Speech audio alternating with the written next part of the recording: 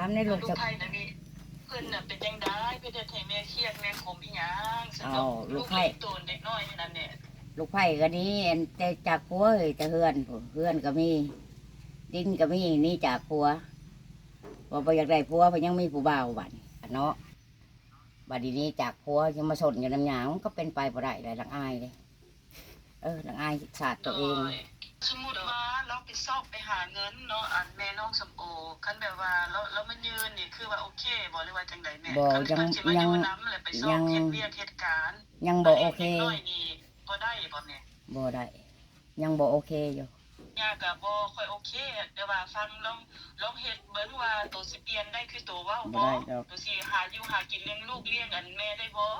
อันตัวเฮ็ดบ่ได้ก็ตัวต้องได้ย้ายออกไปเพราะว่าตัวบ่รักษาสัญญาตัวเฮ็ดบ่ได้ก็สิตัวต้องอาศัยตัวนี้อันนี้เฮาแบบว่าแม่เพราะว่าเฮาเบิ่งคลิปในหลายคน FC บ่ผู้ใหญ่หลายคนเพิ่นก็เบิ่งทั่วโลกเนาะเพิ่นสิว่าแม่หันเป็นคนแบบว่าเฮาว่าจังได๋ดีเนาะสิว่าจังได๋เป็นคนที่แบบว่ายอมหักแต่บ่ยอมงอแต่แบบว่าเขาเจ้าผู้ใหญ่หลายคนเพิ่นเบิ่งเพิ่นก็สิแบบอยากใจให้นะแม่เข้าใจบ่ลูกก็บ่รู้จักสิอธิบายจังได๋สินะตั้งว่าเป็นแม่ของเด็กน้อย2คนมาขออยู่นำว่าเพิ่นสิอยู่เลี้ยงลูกเลี้ยงเต้าเพิ่นถ้าเพิ่นว่าบ่เป็นตาได้เลี้ยงขาน้อยก็สิให้ออกก็บ่ให้อยู่แรงนำใจจังซี่น่ะบ่ให้โอกาสเพิ่นจังซี่น่ะอีโตนเด็กน้อยแน่ลูกนางเบิ่งลูกก็ให้นะอีโตนเด็กน้อยแม่เอ้ยมันเฮาต้องคิดว่าเฮาเป็นผู้ใหญ่แล้วและเฮาเป็นผู้ใหญ่ผู้โอแล้วนะแม่เด็กน้อยเด็กมื้อนึงที่เจ้าบ่อยู่นี่จังได๋แม่เขาพ่อเขาก็ต้องเข้ามาคือเก่าได้แม่เอาละออกจากงั้นหยาโอเคบ่ยังบ่ผ่านนะแกงหัวจำได้เลยยังบ่ผ่าน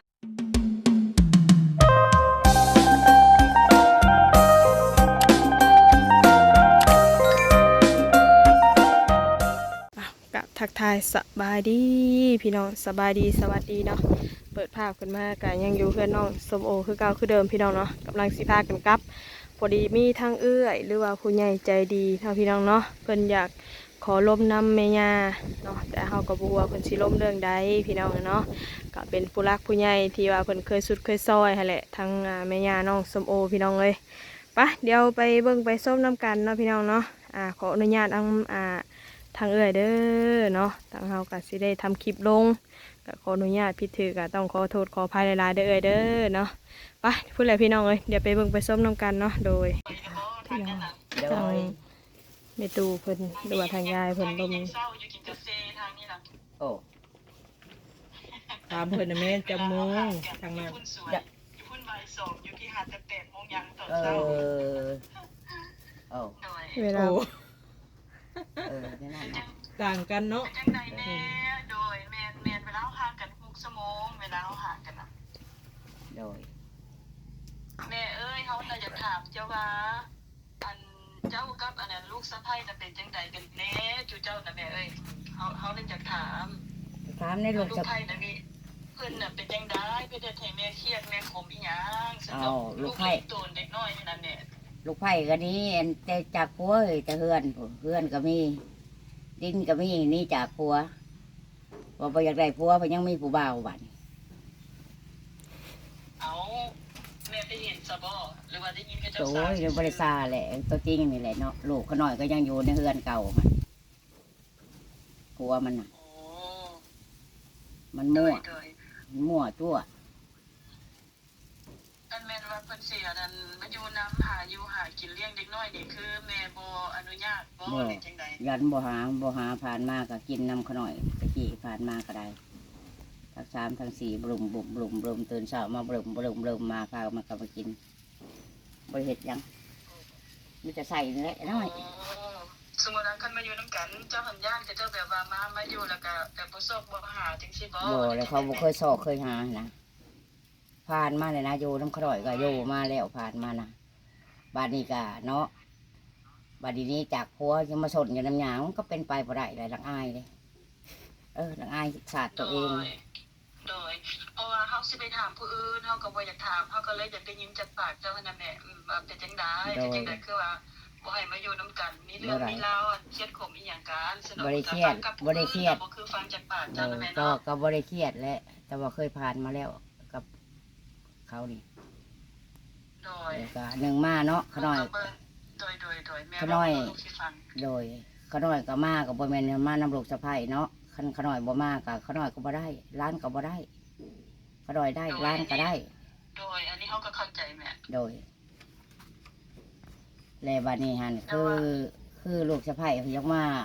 นั่งพระราชวังแล้วมันบ่ได้ผ่านมากับขน้อยถูกเด้ โดย ถูกกุเจาะถูกกุจองหรือยันจะบ่ได้ยันจะบ่ได้อยู่ได้กินผ่านมาเด้ ถ้าสมมุติว่าเราไปสอบไปหาเงินเนาะอันแม่น้องสมโอคันแบบว่าเรามันยืนนี่คือว่าโอเคบ่หรือว่าจังไดแม่ บ่ คัน ยัง สิมาอ ยัง ยู่นำแล้วไปสอบเฮ็ดเวียกเฮ็ดการ ยังบ่โอเค น้อยนี่บ่ได้บ่แม่ บ่ได้ยังบ่โอเคอยู่มันได้หลายอยู่ ไม่ ยังบ่โอเค บ่โอเคตอน มาอ นี้ ยู่นำไปเฮ็ดล่าเฮ็ดการมาเลี้ยงเด็กน้อยซอยก็บ่โอเคบ่แม่ บ่โอเค กะเว่าง่ายๆแบบนี้นะเอ้ยความคิดของเรานะแบบว่า เราสิหาบเงินหาบหยังมากก็บ่เอานะบ่ผ่านได้นะลูกไผ่คนนี้อะนะ เอาคันสั่นลูกสิไปขอเป็นลูกไผ่ซะนะบ่เป็นลูกสาวแล้วซะนะอักอยู่บ่ลูกสะใภ้ใหม่นี่ คักโยไฟเก่าก็คักโยแต่ว่าบ่คักเนื้อนึง ไอ้น้อยเด้ เออ ไอ้น้อยบ่ได้ไปแต่งเอาอันนั้นอันพ่อสมโอเด้โอ้ยบ่หยอกไม่หยาให้เราหัวเนี่ยเนาะ โดย โดยสรุปแล้วก็คือแบบบ่ให้เพิ่นมาอยู่นำแล้วก็บ่ให้มาอยู่นำเด็กน้อยแม่นบ่แม่เอ้ย โดยจะน้อยเพิ่นสิพาเซเพเพิ่นเคยเซเพว่าซั่นซะคันเพิ่นบ่เซเพนี่เพิ่น แม่ลองให้โอกาสเราเบิ่งดู บ่ ว่า ได้ เป็นจังได๋คันเรามาอยู่แล้วเราบ่เป็นตาเฮาจังให้เราย้ายออกว่าแม่ลองให้โอกาสเราทีนึงบ่ บ่ได้ฮู้อยู่แก่ใจของมันอยู่แล้วฮู้ สม อ มุ ยู่ ติ แล้ว ว่าคือแบบว่าโอเคย่าลองให้เจ้านี่มาอยู่นำแล้วเจ้าก็หาเลี้ยงเด็กน้อยเด็กนุ่งก็ก็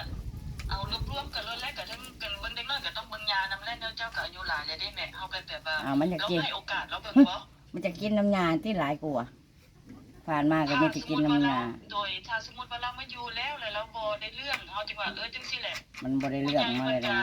เพิ่นก็ลมกับยาก็บ่ค่อยโอเคแต่ว่าฟังลองเฮ็ดเบิ่งว่าตัวสิเปลี่ยนได้คือตัวเว้าบ่ตัวสิหาอยู่หากินเลี้ยงลูกเลี้ยงอันแม่ได้บ่อันตัวเฮ็ดบ่ได้ก็ตัวต้องได้ย้ายออกไปเพราะว่าตัวบ่รักษาสัญญาตัวเฮ็ดบ่ได้ก็สิตัวต้องอาศัยตัวนี้ มันจะ อันนี้เฮาแบบว่าแม่เพราะว่าเฮาเบิ่งคลิปในหลายคน FC บ่ผู้ใหญ่หลายคนเพิ่นก็เบิ่งทั่วโลกเนาะเพิ่นสิว่าแม่หันเป็นคนแบบว่าเฮาว่าจังได๋ดีเนาะสิว่าจังได๋เป็นคนที่แบบว่ายอมฮักแต่บ่ยอมงอแต่แบบว่าเขาเจ้าผู้ใหญ่หลายคนเพิ่นเบิ่งเพิ่นก็สิแบบอยากใจให้นะแม่เข้าใจบ่ลูกก็บ่รู้จักสิอธิบายจังได๋สินะเพิ่นก็สิแบบว่าอยากมีความสั่งแม่จังซี่นะเอาลูกก็เอาตรงๆเนี่ยจักสิว่าจังได๋เนาะแม่เนาะแบบว่าเพิ่นเบิ่งแล้วเพิ่นว่าโอ้แม่ย่าคือบ่ให้โอกาสลูกสะใภ้จังซี่นะแม่เฮาก็เลยมาคิดเบิ่งว่าเฮาลองมาปรึกษากันเบิ่งดูว่าเราสิเฮ็ดได้บ่คือเราเว้าแบบว่าที่ผ่านมาเราก็ผิดไปแล้วพลาดไปแล้วเฮาสามารถให้โอกาสเราได้แต่ว่าเฮายังบ่ได้ยกย้ายสามโนเรามาซื่อๆบ่ต้องเอาหยังเรามาแค่แต่ว่าแจ้งในบ้านว่าเป็นแม่ของเด็กน้อย2คนมาขออยู่นำว่าเพิ่นสิอยู่เลี้ยงลูกเลี้ยงเต้าเพิ่นถ้าเพิ่นว่าบ่เป็นตาได้เรื่องขน้อยก็สิให้ออกก็บ่ให้อยู่เพราะว่าเฮามีแต่ว่าให้เราอยู่ชั่วคราวเด้เนี่ย แต่มันตะกี้มันก็ฮุบมาอยู่นำเฮาบ่หักบ่เอา แต่ผัวติดคุกตะกี้ก็ได้บ่เอาบ่หักเพื่อนเขามีเลยเพื่อนเขาก็มี ลูกเข้าใจแต่ว่าลูกมันจะให้แม่ให้โอกาสเราแน่ลูกสิบ่ทิ่มเจ้าหรอกลูกก็จะอยู่น้ำเจ้านี่แหละถ้าเราบ่ได้เลือกเขาก็ล้มเลย ทะเลเพราะว่าเรายืนยันเด้ เราบ่ได้เรื่องและเลี้ยงลูกบ่ได้และเสียเพศคือเก่าบ่อันเก่าๆบ่ทิ่มบ่ปะยังเล่น มันบ่ปะดอก ก็เล่นคือว่าบ่โอเคสินะเฮาก็ต้องให้ออกจากเฮือนเลี้ยงลูกบ่หล่อนเลี้ยงแม่บ่หล่อนสินะพอเขาจะเข้าก็โอ้อยากให้เรามาแบบว่า ตะ ให้โอ กี้ กาส ก็ เรา เนาะตะกี้ก็ จังซี่นะแม่ ตะกี้ก็อยู่แคมป์คลองเนาะอยู่แคมป์คลองจะแล้วก็เอาพลัดมาเอาพริมามาสูบหมาดิโปรดได้ใส่กระบังคือสูบซ่านี่เองก็ชองเลยป้าดโทษตัวเองว่ะ ลูกนะเข้าใจเนี่ยแต่ว่าเฮาลองให้โอกาสแล้วบ่ เราว่าให้โอกาสเราว่าให้โอกาสเราจังซี่ เรา นะ สิผ่านบ่สเต็ปที่เฮาจะให้อันแม่น้องสมโอร้องนี่น่ะ ก็ต้อง หา ก็ อยู่หากินเลี้ยงลูกเลี้ยงยายสินะ โบเคยนะถ้าเกิดมันอันนี้มาเนี่ยมันบ่เคยหาสุกินจะเถื่อนะบ่เคยหาสุกินจะเถื่อ นี่มันไปพอมันคือซื่อๆนะ โดย มันไปพอมันคือซื่อ แต่ทางเขาลองให้โอกาสแล้วเบิ่งนี่ถึงทุกคน FC แล้วก็ผู้ใหญ่เพิ่นก็สิแบบเข้าใจได้ไหมอันนี้เพิ่นเข้าใจแต่ฝ่ายน้องแม่น้องสมโอฝ่ายเดียว ๆกินแล้วแล้วแต่เพิ่น แม่นี่เป็นคนใจดำเพิ่นว่าสิ ดำอยู่แต่ว่าผ่านเคยผ่านมาเลย แม่นะลูกหันแล้วบ่อยากให้อันผู้ใหญ่ FC หรือว่าผู้ใหญ่ที่เพิ่นเคยซอยเหลือมาหลายๆทางบ่อยากให้เพิ่นทิ่มจุเจ้าให้เพิ่นฮักจุเจ้าน่ะว่าย่าก็ยังเปิดโอกาสให้ลูกสะใภ้เนาะแต่ลูกสะใภ้บ่เป็นตาในเรื่องจังซี่โอเคเข้าใจบัดนี้น่ะเอาจังจะเพิ่นแล้วไป บอกง่ายๆก็คืออยากเห็น FC ผู้ใหญ่เพิ่นเห็นน้ำสินะลูกละอีโต แต่ก็รับผู้ใหญ่เบิ่ง อนาคตได้หลายคนมาซอยแม่ว่าจังได๋ลูกว่าจังซี่โอเคได้ อยู่เฮาก็สิบ่ทิ่มบ่ปาเจ้าสนอกสนวนก็สิบ่ทิ่มบ่ปาเบิ่งซอยกันว่าเราบ่ได้เรื่องได้เอื้อนก็ต้องรับให้เราไปแล้วก็มาบอกในบ้านกองรอนบ้านให้มาเอาเราไปถ้าว่าเราบ่ได้เรื่องเป็นบ่สนวนหรือว่าจังได๋ แม่นแม่น เว้านำนายบ้านเขาเจ้าก็บ่มันเป็นไปบ่ได้อย่างแบบนี้เว้านำนายบ้านเขาเจ้าว่า จะไปเว้าตอนไหน วานนี่เด้โอ้ บ่ บ่ได้เขาเจ้าว่าบ่ได้ยินบ่เขาเจ้าตอบว่าบ่ได้ เอาจักเดียวเฮาหมู เจ้านี้ป้าจะลูกชายจะมาอยู่เพิ่งแม่บ่ได้แล้วอายชาวบ้านเขาก็จะเว้าพวกก็อยู่ทีมงานบ่รู้จะบ้านของเขาเองก็บ่แม่นมันสิใกล้ มันเข้ามาในบ้านแต่เพิ่นเว้ามาแล้วเนาะ แล้วเว้าแล้วว่านี่บ่ได้เพิ่นว่าบ่ได้หนึ่งมาเจ้าไว้มือไว้ตีนบ่ได้เขาน้อยก็หับบ่ได้เรื่องตัวนี้แหละบ่ได้หนึ่งมานอนกินอยู่เฮือนเขาก็เคยเขานอนกินกับน้องสาวของมัน กับแม่นความเจ้าเว้าตัวนี้นะอดีตมันผ่านมาแล้วคือเอ้ยเราเว้าปัจจุบันนี้ บ่ อ่า เคยผ่านมาแล้วบ่เป็นไง เว้าง่ายๆก็เราบ่ยอมหั่นนะเอ้ยแบบบ่ยอมรับในตัวลูกไผหั่นนะเว้าง่ายซะ แม่น กินไม่อยากลายปากลายคอกับเจ้ากินลายบัดนี้นะมันยังดอกกินหมูจัก มา มา ปิดเลยบ่ให้โอกาสเลย แล้วแต่ว่ามันยังเห็ดจังไดโดยแม่น โดย ขน้อยก็บ่อยากพระนะจะลอยพิษกันจังซั่นจังซี่ บ่ได้แม่เราสิบ่ได้เป็นภาระได้เฮาว่าถ้าเฮาเฮ็ดเป็นกิจลักษ เนี่ย ณะ คนผีบ้า คือแบบว่าแม่เราให้โอกาสแล้วเบิ่ง คนผีบ้า เสียเพเสียคนเฮ็ดเสีย เสียอยู่แล้วเสียอยู่แล้ว เราออกไปเลยบัดนี้น่ะ เสียอยู่แล้ว เว้าง่ายๆก็คือเอ้ยเราออกความคิดเห็นเจ้าแบบนี้นะบ่ให้คิดเรื่องอดีตให้มาเริ่มต้นปัจจุบันนี้ มันคนพวกเรามันก็คือเก่า อันนี้เราบ่เชื่อมั่นน้ำลูกไผ่แล้วเรายันกลับมาคือเก่าจังซี่นะเอ้ย เราเคยเห็นที่ผ่านมาแต่เรา ผ่นมแล้ว เราบ่กล้าให้โอกาส ยู่ นะ น้ำพอแห้งแล้วแต่ เราบ่เปิดโอกาสเลยนะว่าบ่เป็นบ่กล้าเราบ่เปิดโอกาสเลย อยู่น้ำก็อยู่น้ำพอแห้ง ลู เล ก ย เข้าใจอยู่ว่าตะกี้คนผู้เก่าก็คือผู้เก่าแม่นถ้าเฮาลองให้โอกาสเบิ่ง จ้า แล้ว มัน เรา ก็ยังบ่ เปลี่ เป ยน ลี่ยน แปลงแล้วเห็นว่าเราเลี้ยงแม่ได้เนาะเลี้ยงอันครอบเลี้ยงครัวได้หามีหน่อยก็กินหน่อยน้ำกันนะเลี้ยงลูกเลี้ยงยาไปซะนะเราเปลี่ยนไปนะลูกก็ถือว่าโอเคถ้าแบบว่าเรายังมานั่งอยู่นอนกินเฮ็ดโตเซเฮ็ดคือเก่าหันก็แปลว่า ให้เจ้าจัดการเลยไล่หนี้เลยจังซี่นะเราว่า ให้เพิ่นกินน้ำกินไหนให้เอาแล้วออกจากบ้านจังซั่นเลยได้แม่ถ้าเราบ่เปลี่ยนแปลงเด้เพราะว่าข่อยให้โอกาสเจ้าแล้วเจ้ายังเป็นคนจังซี่เสียผู้เสียคนอย่างน้อยผู้ MC เพิ่นเบิ่งแล้วว่าผู้ใหญ่เพิ่นเบิ่งเพิ่นก็สิเห็นว่าอยากให้โอกาสลูกสะใภ้แล้วแต่ว่าลูกสะใภ้บ่เป็นตาได้เรื่องจังซี่ล่ะเพิ่นก็เห็นดีนะว่าอยากให้โอกาสอีกแล้วตะกี้ก็คิดว่าเราคิดว่าเราเป็นคนใจดำบ่หลายคนก็เว้าหลายแนวเนาะมีหลายแนวคิดแต่ส่วนหลายมันจะมีแต่พลังลบได้แม่แล้ววันนี้ผู้ใหญ่เพิ่นก็สิเห็นว่าแม่น่ะแรงน้ำใจจังซี่น่ะบ่ให้โอกาสเพิ่นจังซี่น่ะอีโตนเด็กน้อยแน่ลูกนางเบิ่งลูกก็ให้นะอีโตนเด็กน้อยแม่เอ้ย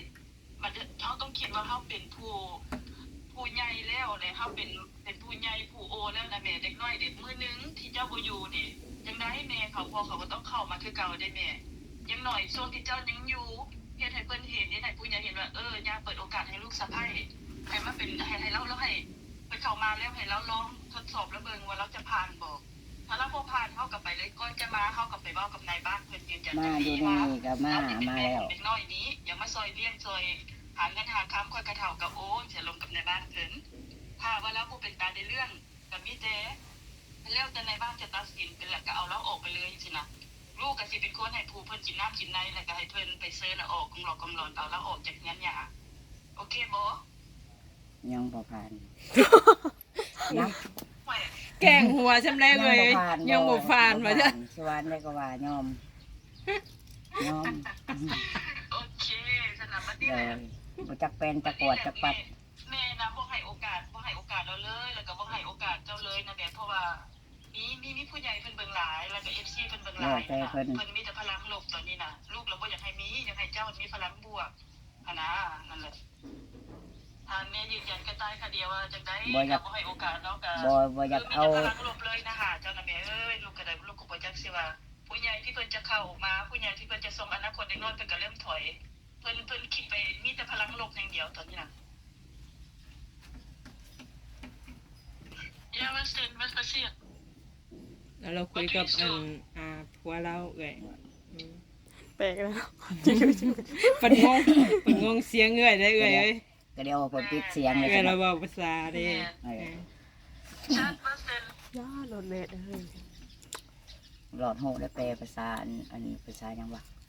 เขาเจ้าเว้าข่าวในโทร Wolltest ทัศ du น์เด้ irgendwas oder was? มันโหได้โหแปลเด้ เรา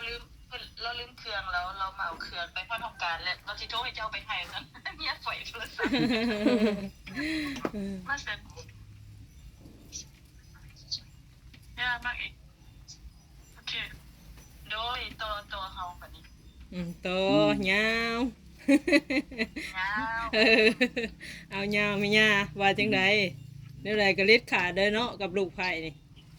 เก่งหัวเลยแหละเอ้ยเราบ อ อก ยู่ บอก ไส หับ เขา เล เขา ย ก็เคยนำกินอยู่แต่ใดมา เราคิดแต่อดีตแบบยันเป็นคือเก่าประมาณนี้ ลูก นะ น่ะเข้าใจได้แม่แต่ว่าลูกน่ะบ่อยากให้แบบว่าพลังลบให้ผู้ใหญ่เพิ่นเบิ่งแล้วก็ให้ FC เพิ่นเบิ่งคือจังซี่แหละเฮามีอยู่มีกินเฮาก็ได้นำ FC นำผู้ใหญ่เพิ่นแต่ละคนเนาะบัดนี้เพิ่นเห็นแม่ทั่วโลกเพิ่นเคยฮักเคยแพ้คือลูกแหละเฮาน่ะถึกสลบกับเจ้าได้แม่คือสลบกับเจ้าแฮงแบบว่าบ่ซอยหน่อยก็ซอยหลายบ่ยินหน่อยก็ยินหลายเพราะว่าถึกสลบถึกชะตากันนะเฮาแพงเจ้าได้อะไรเฮาก็เลยแบบว่าโอ้ถ้าแม่เราเป็นจังซี่นี่คนอื่นเด้ก็เจ้าสิคิดจังไดก็มีแต่พลังลบถามสาวนวลถามสมุกก็ได้เพราะว่าพลังโซเชียลมันถ้าเจ้าเฮ็ดไปที่มันก็คือพลังลบนั่นแหละเจ้าได้รับนะลูกลงไปให้เจ้าได้รับพลังลบนั่นน่ะแม่นบ่สาวนวลสมุก โด แม่ ย นแม่นเลย แล้วบัดนี้เพิ่นก็สิบ่อีโตนเฮาเพิ่นสิแบบว่าดูแลเด็กน้อยซอยจังซี่หลายๆคนซอยกันเลี้ยงก็โอเคถ้าซอยผู้เดียวเพิ่นก็บ่ไหวเด้แม่นบ่บัดนี้ประเทศจังซี่เพิ่นก็มีแต่ว่าย่าบ่โอเค บ่ใจกว้าง เรื่องบ่ผ่านเลย บ่ใจกว้างใจ บ่ กว้า ผ่าง นเลยคนบ่ผ่านเป็นไงก็บ่ผ่านเมื่อยเฮ็ดนำเลย บ่ผ่านเนาะ แล้วเราบ่เปลี่ยนกันนั่นแหละก็เลยแบบอันเชิญเอา ประตูยังใส่ล็อกไว้อยู่ คำเจ้าเว้าเด้เจ้าบ่เป็นแม่คนแล้วก็ให้โอกาสเจ้ากลับมาเลี้ยงลูกเลี้ยงยาแล้วเจ้าเฮ็ดบ่ได้ผู้ใหญ่เพิ่นก็พร้อมข่อยก็พร้อมข่อยเปิดประตูให้เจ้าเข้ามา มันบานยามันตัวเก่งบ่พอเลยผ่านมา เจ้าบ่ได้เรื่องข่อยก็ต้องเอาเจ้าออกไปเจ้าต้องวางสิ มันมีแต่มันอยากคล้องลาดสว่างนั่นแหละ เจ้าได้แม่ผู้ใหญ่นะ มันจังว่าคลองนั่นแหละแบบคือพระเวทนั่นแหละแต่คลองเมืองเนาะบริษัทแต่คลองเมืองนี่ยกตัวอย่างที่พ เจ้า ระเว บ่ ท ต้องห่วงกันแม่นเลยแม่เอ้ยเพราะว่าเฮาน่ะถึง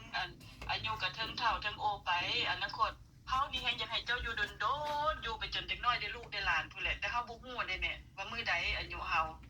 ถ้าเจ้าบ่อยู่มื้อหนึ่งเด้เขาก็เข้ามาคือเก่าได้แม่ต้องเปิด แม่นความเอ้ยเราอยู่ตัวนี้ อย่าให้โอกาสลูกสะใภ้ คือ บ่ ผู้ใหญ่ ได้ เพิ่นน่ะคันว่าเปิดโอกาสเอาลูกชายมาอยู่นำฮะในแค่นี้เฮาหายได้บอก ว่าอย่างไร ได้ ลูกชายมาแทนลูกไผ่ บ่คันคือว่า อันนี้มันบ่แม่นลูกตัวเองเข้าใจบ่ โอ้ บ่ โด แม่ ย นว่า เข้า นั่น ใจ แหละ แม่ลูกเข้าใจเต็ม แล้วก็บ่อยากเอามารำคาญรำคาญใจนะ ขอให้เจ้าให้โอกาสให้น่ะลูกว่า นั โอก เค ตาย ลูกก็สิ คือ ซอย แหละ กัน เขาเรื่องเขาวานยาเขาโหเลยนะ ลูกก็สิซอยเรื่องน้ำเรื่องในเรื่องผู้ใหญ่เพิ่นลูกก็สิซอย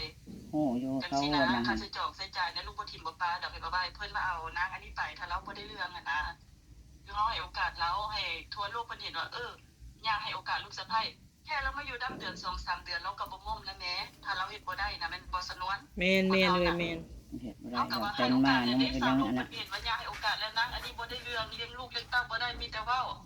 ย่าเว้ามานี่แม่นแล้วโอเคก็ให้เราไปเรื่องของอนาคตก็ปล่อยเป็นอนาคต ปล่อยแล้วไป อยู่สิยังก็ให้ลูกชายเขาเลี้ยงลูกเต้าเลี้ยง คนเขามาเขามาอยู่แล้วมันนั่นแหละมันก็บ่อยากออก จังไดมันก็ต้องได้ออกแม่เพราะว่าเราบ่มีใบอยู่แล้วก็เราเฮ็ดบ่ถูกต้องแล้วยังเสเพเลี้ยงลูกเลี้ยงเต้าบ่ได้จังไดเราก็ต้องออก จะน้อยจะนำผ้าเนาะจะน้อยจะนำผ้าเอายาหมอกยาหมามาสู่กันสู่ ถ้าเจ้าเห็นมันนั่นเจ้าก็จังเอาแล้วออก โอ้ยเห็นแล้วบ่จะกลับอีกนะเรื่องเก่าบ่จะก็มาสู่สมองเข้าใจบ่ โอ้ บ่อยากมันยุ่งสมองเจ็บสมองหลายเลยกับ บ่บอกไงก็บ่อยากแก้ปัญหา เขา บ่อ เดื ยา อน ก ละ วุ่น สอบ วาย 2 สอบก็ยังบ่พอบ่อยากหาบุญว่าอยากอยู่แต่ลูกก็แต่ ว่าง่ายความคิดของย่านี่แบบว่ายันเกิดขึ้นคือเก่าหั่นนะเอ้ยป มัน ฏิ ต้อง เสธ มี อ อยู่ ย่าง แล้ว เดียว คนอันนี้นะมันต้องมีอยู่แล้วแต่เอ้ยน้องเขาเองยังบ่ถือกันนะ โ ก็น้องก็นั่นว่าง่ายฉันสิมันเคยผ่านมาเลยนะอันนี้ โดย แต่วันมีเรื่องของมันโดย ท่านแม่ย่าว่าบ่ให้โอกาสเราแล้วก็เฮาก็มีแต่ปล่อยเราไปเนาะ โดยปล่อยไป เอาตามนั้นเอาที่ โดย เอาที่แม่ย่าสบาย โด ใจ ย เนาะ โดย เอา โดย โอเคเด้อจังได๋ก็รักษาสุขภาพด้วยเจ้าน่ะ โดย ดูแลเจ้าของ โดย ลูกก็สิเจาะเบิ่งห่วงห่างๆ โดย โด คิดฮอย ดคือเก่า ขนอยก็ขึ้นฮอดคือเก่า ยามอยู่ดอก โดย โอเคบ๊าย โด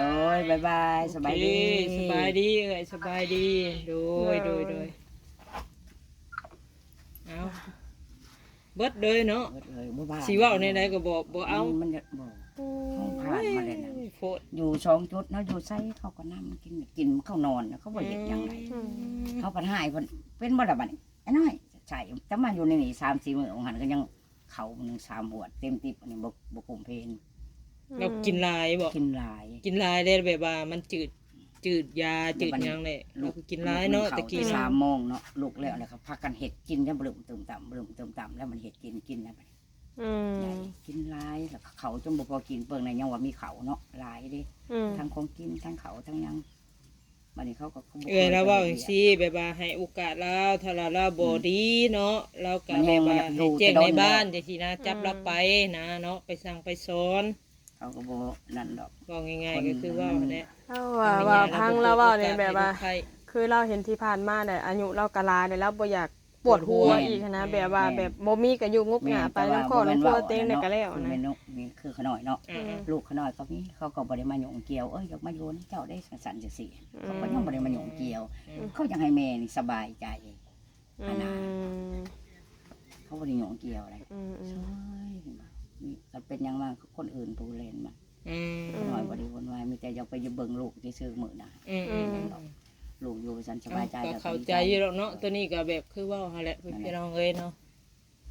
บอกว่ากัน จักสิว่าแนวใดเนาะ ไล่ พอปัญหาครอบครัวมันก็ ไล่เอาตำรวจ บ่เข้าบ่ออกไปเนาะ ไล่อแห้งเอาของหลักมาอยู่เพื่อนแคมป์คลอง อืม อันนี้ก็ทั้งครึ่งนี่ก็เพื่อนแม่มันชัยเนาะทั้งลุงก็แม่นเพื่อนเขาหน่อยลุงลงไปอีกก็ให้เขาอยู่ต่างหากที่บ้าน โดย ก็คือเก่าหั่นแหละยังนักหนา โอเครู้เรื่องโอเคพี่น้อง FC ปลา จ ลูก บบริบูรณ์เนาะเรื่องลูกไผ่กับเมีย โดย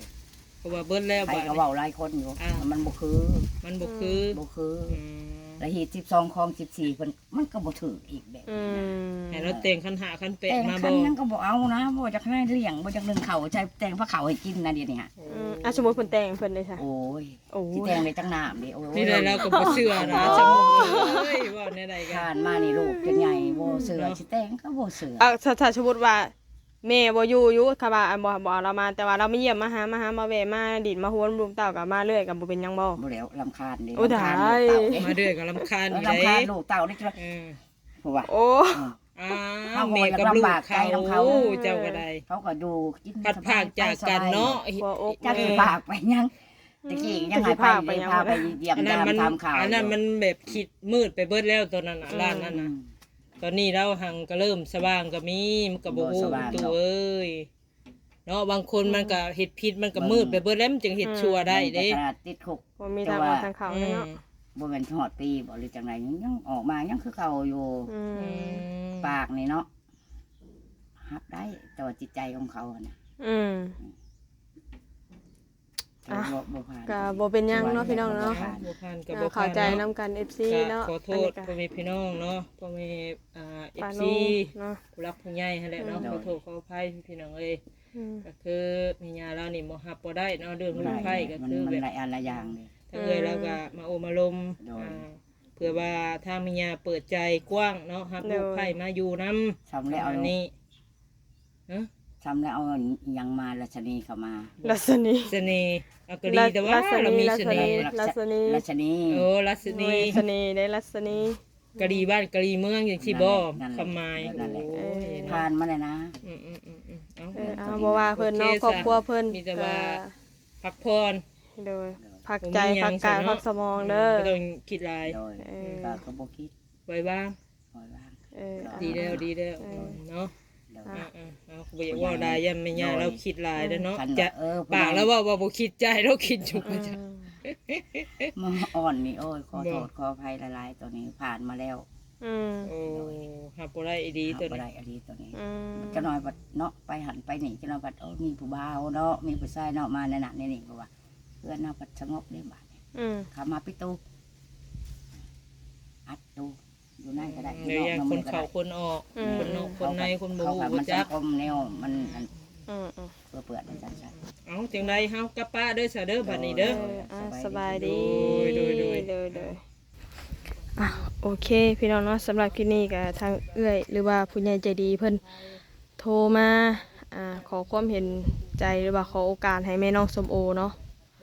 ทางแม่ย่าแต่จังได้เราก็ฮับบ่ได้พี่น้องเลยเนาะคือในคลิปเลยมีแต่ว่าสำหรับคลิปนี้ผิดพลาดประการใดก็ทางเฮาต้องกราบขอโทษขออภัยหลายๆเด้อพี่น้องเด้อมีแต่ว่าทางเฮาก็จะได้เดินทางกลับก่อนเนาะอ่ะเว้าหลายก็ เดี๋ยวสิบังคับจิตใจแล้วพี่น้องเนาะเพราะว่าครอบครัวเพิ่นกะเราก็คือสิเคยเห็นมาก่อนและบาดแผลอีหยังมันเสาะหัวมุกหัวใจแล้วกะแต่เราก็บ่อยากมาให้มันบุ่นวายอีกเนาะเพราะว่ามีแต่ว่าสำหรับคลิปนี้ก็คือในคลิปเนาะพี่น้องเนาะผิดพลาดประการใดก็ต้องกราบขอโทษขออภัยด้วยพี่น้องเด้อสำหรับคลิปนี้ลาไปก่อนสบายดี